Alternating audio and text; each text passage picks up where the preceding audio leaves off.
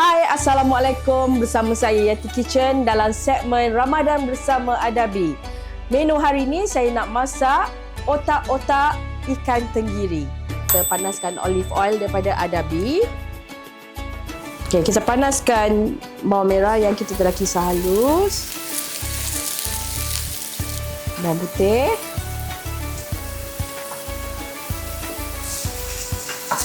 Kita ada serai. Kita ada lengkuas. Okey, kita masukkan kunyit hidup yang kita telah kisar halus. Dan juga halia. Kita gaul sebati. Kita tunggu sampai dia pecah minyak. Okey, kita dah pecah minyak ni. Kita masukkan cili giling Adabi dalam satu sudu besar. Kita masukkan serbuk ketumbar. Satu sudu kecil. Dan juga buah keras yang kita telah kisar halus. Gaul sebati. Okey. Tunggu dia masak dulu.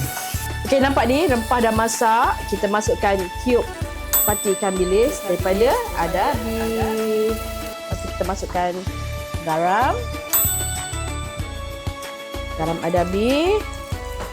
Dan juga kita masukkan gula sikit. Brown sugar. Kita gaul. Okey, nampak ni rempah dah masak. Kalau tengok dia dah naik bau. Okey, kita tutup api dan kita pindahkan ke dalam mangkuk yang besar. Kita campurkan dengan isi ikan tenggiri yang kita telah kisar halus. Okey.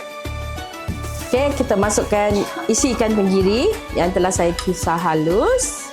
Pecahkan telur.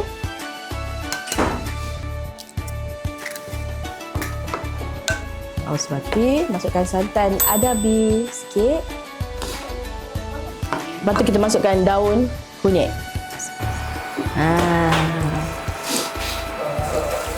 Okey, dah siap.